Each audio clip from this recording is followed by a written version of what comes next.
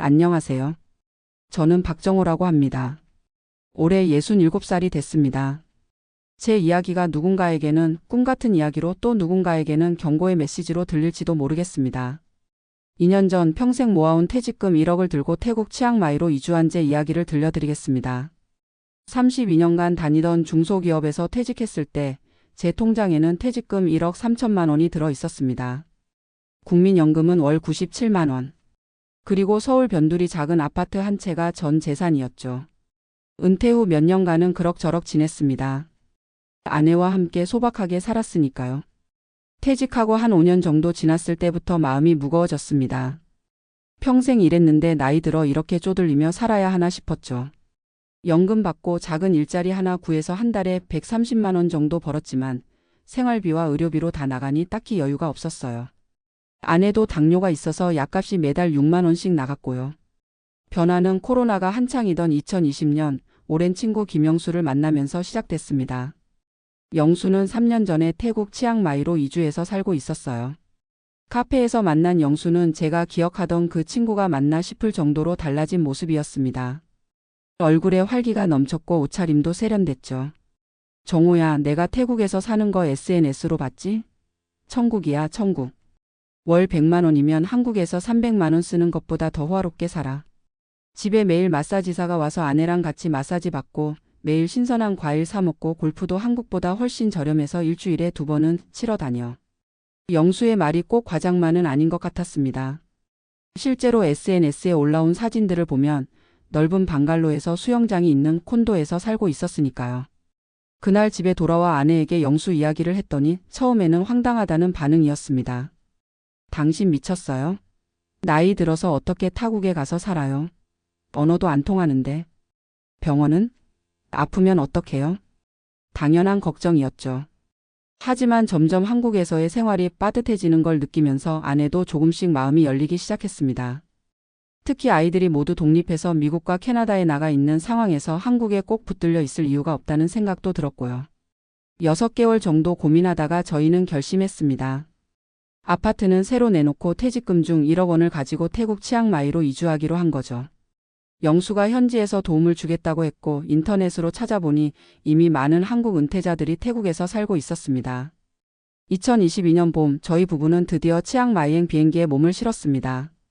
마음은 설렘 반 불안 반이었죠. 공항에 도착했을 때 영수가 마중 나와 있었고 그의 도움으로 미리 예약해둔 콘도미니엄으로 향했습니다. 이게 너희 집이야.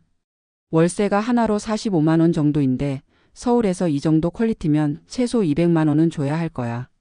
정말 그랬습니다.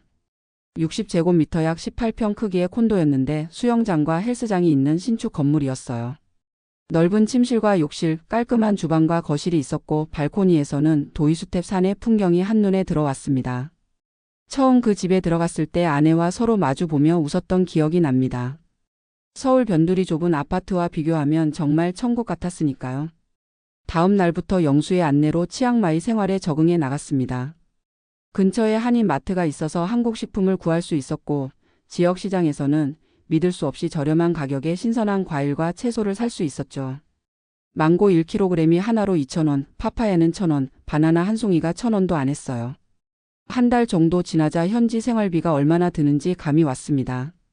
집세 45만 원, 전기요금과 수도요금 포함한 관리비가 약 10만 원, 식비가 두 사람 합쳐 한 달에 약 50만 원 정도. 인터넷과 휴대폰 요금은 한국의 3분의 1 수준이었고요. 한 달에 100만 원이면 충분히 살 수 있었고 150만 원을 쓰면 정말 풍족하게 지낼 수 있었습니다. 특히 저희 부부에게 큰 변화는 건강관리였습니다. 치앙마이는 공기가 좋고 날씨가 따뜻해서 매일 아침 산책을 했어요. 콘도 수영장에서는 수영도 했고요. 한국에서는 생각도 못했던 일들이었습니다. 과일과 채소 위주의 식단으로 바꾸니 아내의 당뇨 수치도 점점 안정되기 시작했어요. 진짜 럭셔리한 점은 서비스 가격이었습니다. 가사 도우미가 일주일에 2번 와서 집 청소를 해주는데 한 달에 15만 원이면 충분했어요. 태국 전통 마사지는 1시간에 10,000원 정도였고 좀 고급진 마사지숍에 가도 2만 원이면 충분했죠. 한국에서는 꿈도 못 꿨던 일이었습니다. 3개월 정도 지나자 영수는 저희를 한인 골프 모임에 데려갔습니다. 한국에서는 너무 비싸서 생각도 못했던 골프를 일주일에 한 번씩 치게 됐어요. 라운딩 비용이 캐디피 포함해서 6만 원 정도였으니까요. 골프 모임에서 만난 분들 대부분이 저희처럼 한국에서 은퇴한 후 치앙마이로 이주한 60대 부부들이었습니다. 박 선생, 우리 같은 사람들이 태국에 꽤 많아요. 한국에서는 연금 받아서는 살기 빠듯하니까 여기로 오는 거죠. 여기서는 연금으로도 중산층처럼 살 수 있으니까요. 골프 모임에서 만난 윤 선생님의 말씀이었는데 정말 그랬습니다. 치앙마이에는 한국 은퇴자들이 많았고 그들 중 상당수는 한국에서의 빠듯한 노후를 피해 이곳에서 비교적 여유 있는 삶을 살고 있었어요. 한인회도 있고 한인교회와 성당도 있어서 커뮤니티 생활도 충분했습니다. 태국 생활 6개월 차에 접어들면서 저희 부부는 완전히 현지 생활에 적응했습니다. 아내는 한인회에서 하는 태국어 수업에 다니기 시작했고 저는 영수와 함께 매주 등산을 다녔어요. 한국에 있는 친구들에게 SNS로 현지 생활을 자랑하기도 했지요. 물론 SNS에는 좋은 면만 올렸습니다. 고생스러운 부분은 올리지 않았으니까요. 하지만 그때는 정말 천국에 온 것 같은 기분이었어요. 문제는 1년이 지나면서 조금씩 나타나기 시작했습니다. 먼저 비자 문제가 있었어요. 태국의 은퇴 비자를 받으려면 태국 은행에 80만 바트 약 3천만 원을 예치해야 했고 매년 갱신이 필요했습니다. 그리고 3개월마다 이민국에 출석해야 했죠. 이런 행정적인 문제들이 점점 번거롭게 느껴지기 시작했어요. 두 번째는 의료 문제였습니다. 처음에는 건강했지만 제가 갑자기 허리 디스크가 심해져서 병원에 가야 했어요. 다행히 치앙마이에는 괜찮은 국제병원들이 있어서 치료는 받을 수 있었습니다. 하지만 한국의 건강보험처럼 저렴하지는 않았어요. MRI 검사 한 번에 100만 원 가까이 들었고 통역이 필요해서 추가 비용도 발생했습니다. 이런 의료비는 생각보다 부담이 컸어요. 세 번째는 심리적인 문제였습니다. 처음에는 모든 것이 신기하고 즐거웠지만 시간이 지나면서 고향에 대한 그리움이 점점 커졌어요. 특히 추석이나 설날 같은 명절이 되면 더 그랬습니다. 비록 한인 커뮤니티가 있었지만 오랜 친구들과 가족들이 있는 한국이 그리워지기 시작했어요. 한국에 있는 손주들 얼굴도 보고 싶었고요. 또한 예상치 못한 비용도 있었습니다. 콘도 계약이 1년으로 만료되면서 집세가 10% 올랐고 한 번씩 한국에 다녀오는 비행기 값도 만만치 않았어요. 1억 원이면 충분할 줄 알았는데 생각보다 돈이 빠르게 줄어들었습니다. 체류 18개월 차에 변화가 생겼습니다. 아내가 심하게 아프기 시작한 거예요. 처음에는 단순한 감기인 줄 알았는데 점점 상태가 나빠져서 결국 국제병원에 입원하게 됐습니다. 의사 소견은 폐렴이었고 입원 치료가 필요했어요. 일주일간 입원했는데 비용이 300만 원 넘게 나왔습니다. 해외여행자 보험이 있었지만 장기 체류자에게는 적용되지 않는다는 사실을 그때 알게 됐어요. 아내의 병세가 호전되면서 저희는 심각한 대화를 나누게 됐습니다. 태국 생활이 즐겁고 경제적으로 여유가 있었지만 나이가 들수록 의료 문제가 더 중요해질 것이라는 점을 깨달았어요. 한국의 의료 시스템이 얼마나 좋은지 새삼 느끼게 됐죠. 여보, 솔직히 말해서 나 아프니까 한국이 그리워졌어요. 여기 병원은 좋긴 한데 의사 선생님하고 소통이 잘 안 되고. 그리고 아무래도 나이 들면 고향에서 지내는 게 편할 것 같아요. 아내의 말이 맞았습니다. 저희처럼 해외에서 노후를 보내는 한국인들이 많았지만 대부분 큰 병이 생기면 결국 한국으로 돌아가는 경우가 많았어요. 한국의 의료 시스템과 건강보험이 얼마나 좋은지는 나가봐야 알게 되더군요.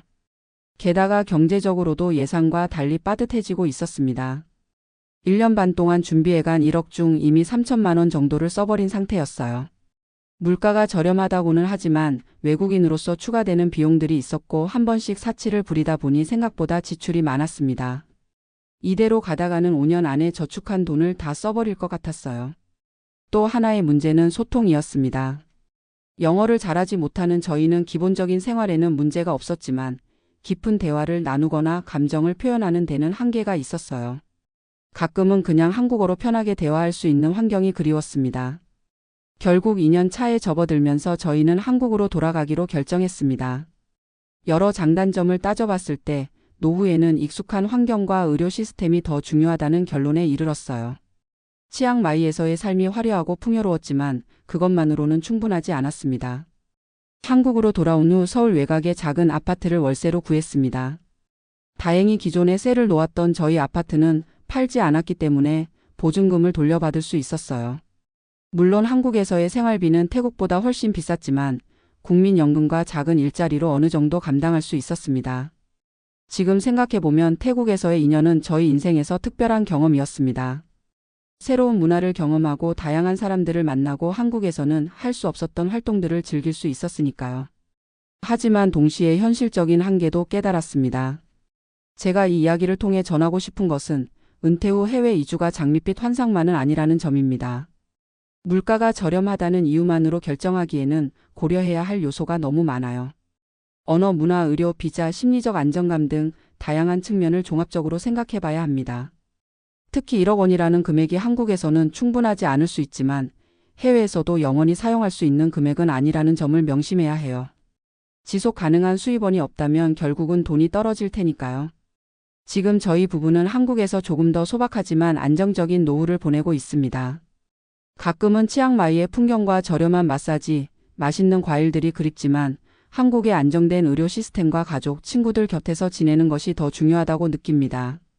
어떤 분들은 제가 용기가 부족해서 돌아왔다고 생각할 수도 있겠지만 저는 이것이 현실적인 선택이었다고 믿습니다. 모든 선택에는 장단점이 있으니까요.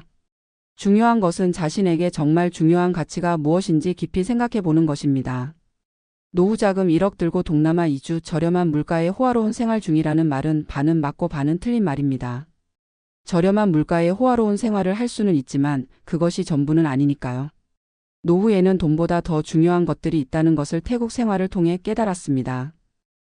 그리고 태국에서 정말 좋았던 것 하나는 매일 아침 마시던 태국 녹차였습니다. 한국에서는 비싼 가격에 판매되는 고급 녹차인데 현지에서는 정말 저렴하게 구할 수 있었어요. 그 녹차의 은은한 향과 부드러운 맛은 정말 일품이었습니다. 지금도 가끔 그 녹차가 그리워 인터넷으로 주문해 마시곤 합니다. 한 모금 마실 때마다 치앙마이의 아침 풍경이 떠오르니까요. 또 하나 기억에 남는 것은 현지 재래시장에서 파는 신선한 망고였습니다. 달콤한 태국 망고는 한국에서 맛볼 수 있는 것과는 차원이 달랐어요. 아침마다 신선한 망고를 손질해서 먹던 그 맛은 정말 잊을 수 없습니다. 한국에 돌아온 후에도 가끔 수입 망고를 사서 먹지만 그때의 맛과 향을 완전히 재현하기는 어렵더군요. 태국 생활의 또 다른 매력은 일상의 여유로움이었습니다. 한국에서는 항상 바쁘게 살았는데 그곳에서는 천천히 흘러가는 시간 속에서 여유를 찾을 수 있었어요. 아침에 일어나 발코니에 앉아 커피를 마시며 산을 바라보던 시간들, 저녁에는 수영장에서 수영을 하고 마사지를 받으며 하루를 마무리하던 일상. 그런 여유로움은 돈으로 환산하기 어려운 가치였습니다. 하지만 역설적이게도 그런 여유로움은 시간이 지나면서 오히려 공허함으로 변하기도 했습니다. 한국에서는 바쁘게 살았지만 그만큼 보람과 성취감도 있었는데 너무 여유로운 생활은 때로 삶의 목적과 의미를 찾기 어렵게 만들었어요. 특히 저 같은 경우 평생 일하며 살아온 사람이라 갑자기 아무것도 하지 않고 지내는 것이 오히려 스트레스가 되기도 했습니다. 또 한 가지 배운 점은 언어의 중요성입니다. 저희는 영어와 태국어를 거의 할 줄 몰랐기 때문에 현지인들과 깊은 교류를 하기 어려웠어요. 한인 커뮤니티가 있었지만 그것만으로는 한계가 있었습니다. 젊었을 때부터 외국어 공부를 열심히 했더라면 훨씬 더 풍부한 경험을 할 수 있었을 텐데요. 언어는 단순한 의사소통 도구가 아니라 그 나라의 문화와 사람들을 이해하는 창이라는 것을 깨달았습니다. 돌이켜보면 태국으로의 이주는 실패했다기보다는 새로운 경험이었다고 생각합니다.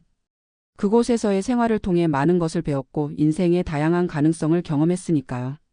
모든 선택에는 대가가 따르고 그것을 받아들이는 것도 인생의 지혜라고 생각합니다. 이제 저는 한국에서 소소한 일상을 즐기며 살고 있습니다. 아내와 함께 가끔 동네 공원을 산책하고 손주들이 방학 때 놀러 오면 함께 시간을 보내죠.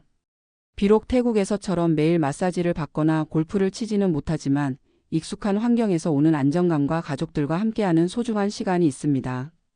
노후에 정말 중요한 것은 무엇일까요? 저는 그것이 편안함이라고 생각합니다. 물질적인 풍요로움도 중요하지만 심리적, 정서적 안정감이 더 중요하다는 것을 깨달았어요.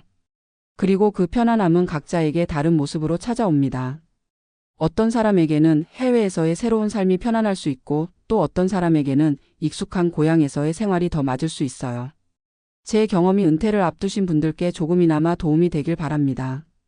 해외 이주를 꿈꾸신다면 충분한 정보 수집과 준비, 그리고 단기 체류 경험을 통해 실제 생활을 미리 경험해 보는 것이 중요합니다.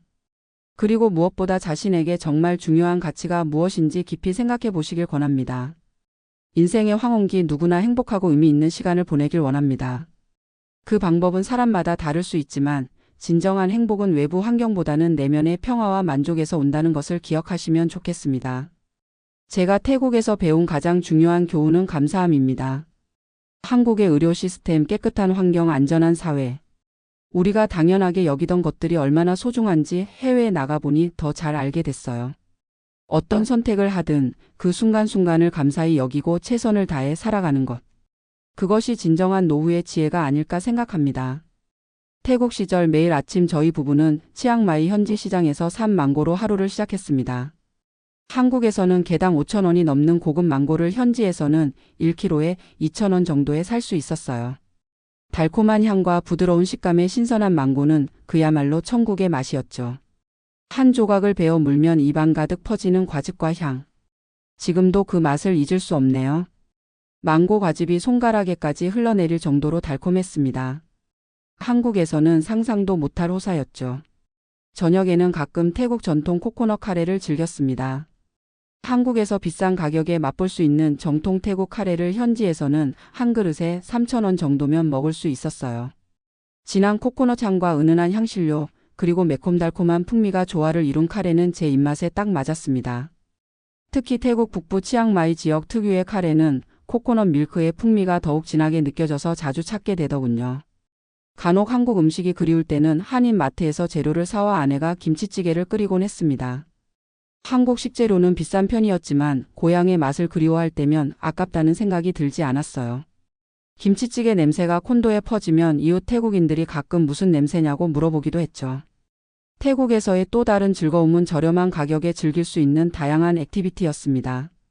코끼리 공원 방문, 정글 트레킹, 쿠킹 클래스 등 관광객들이 비싼 돈을 주고 체험하는 활동들을 현지인 가격으로 즐길 수 있었으니까요.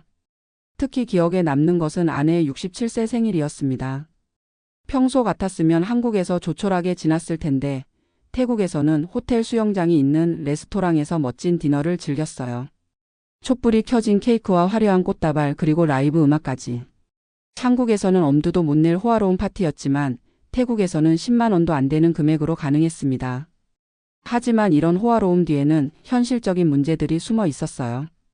특히 건강과 관련된 부분이 가장 큰 걱정거리였습니다. 아내가 갑자기 고열로 쓰러졌을 때 저는 정말 당황했어요. 다행히 국제병원이 가까이 있어서 바로 진료를 받을 수 있었지만 의사와의 소통이 원활하지 않아 불안했습니다.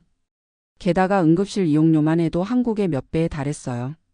또한 시간이 지날수록 정서적인 부분도 점점 중요해졌습니다. 명절이나 특별한 날에는 가족들이 더욱 그리웠어요. 화상통화로 손주들 얼굴을 볼 수는 있었지만 직접 안아주고 함께 시간을 보내는 것과는 다르니까요. 특히 어머니가 돌아가셨을 때 급히 한국으로 돌아가야 했는데 그때 느낀 거리의 장벽은 정말 크게 다가왔습니다. 치앙마이에서의 생활이 경제적으로 여유로웠던 것은 사실이지만 그것만으로는 행복한 노후를 보장할 수 없다는 것을 깨달았어요. 돈으로 해결할 수 없는 문제들이 많았고 특히 나이가 들수록 그런 부분들이 더 중요해졌습니다. 한국으로 돌아온 후 처음에는 태국의 여유로운 생활이 많이 그리웠어요. 좁아진 생활 공간과 높아진 물가에 적응하기가 쉽지 않았습니다. 하지만 시간이 지나면서 한국 생활의 장점들을 다시 발견하게 됐어요. 편리한 대중교통, 발달된 의료 시스템, 그리고 무엇보다 언어 소통의 편안함은 돈으로 환산할 수 없는 가치였습니다. 지금은 서울 근교의 작은 아파트에서 아내와 함께 소박하지만 안정된 노후를 보내고 있습니다. 가끔은 치앙마이의 따뜻한 날씨와 풍요로운 자연이 그립지만 익숙한 환경에서 오는 안정감이 더 중요하다고 느낍니다. 지하철로 30분만 가면 아이들과 손주들을 만날 수 있고 오랜 친구들과도 자주 만나 소소한 일상을 나눌 수 있으니까요. 한 가지 확실한 것은 은퇴 후의 삶은 단순히 경제적인 문제만이 아니라는 점입니다. 물론 돈은 중요합니다. 하지만 그것만으로는 충분하지 않아요. 건강, 가족, 친구, 소속감, 의미 있는 활동. 이런 것들이 함께 어우러질 때 진정한 행복한 노후가 가능하다고 생각합니다. 제 이야기가 은퇴를 준비하시는 분들께 조금이나마 도움이 되길 바랍니다. 해외 이주가 나쁜 선택은 아니지만 장밋빛 환상만 가지고 결정하기에는 너무나 많은 현실적인 문제들이 있다는 것을 알아주셨으면 합니다. 충분한 준비와 정보 수집, 그리고 무엇보다 자신에게 정말 중요한 가치가 무엇인지 성찰해보는 시간이 필요합니다. 인생의 마지막 장을 어디서 어떻게 써 내려갈지는 각자의 선택입니다.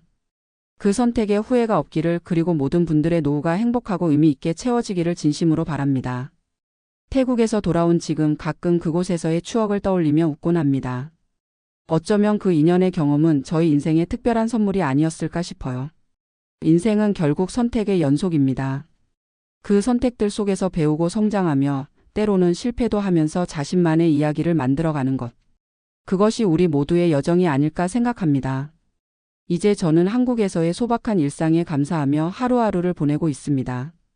비록 태국에서처럼 매일 망고를 먹거나 마사지를 받지는 못하지만 가족과 함께하는 시간, 오랜 친구들과의 만남, 그리고 익숙한 문화와 언어가 주는 편안함 속에서 행복을 찾고 있어요. 여러분의 노후도 행복하고 의미 있기를 진심으로 기원합니다. 감사합니다.